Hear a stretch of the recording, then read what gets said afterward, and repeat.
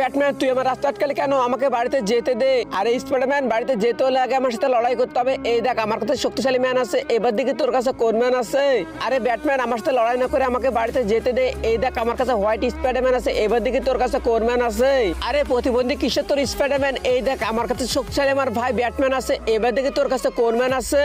আরে ব্যাটম্যান, লড়াই না করে আমাকে যেতে দে। এই দেখ, আমার কাছে আয়রন ম্যান আছে, এবার দিকে তোর কাছে কোন ম্যান আছে? আরে স্পাইডারম্যান, আজকে আমি তোকে কোনভাবে জিততে দেবো না। এই দেখ, আমার কাছে শক্তিশালী হাল্ক আছে, এবার দিকে তোর কাছে কোন ম্যান আছে?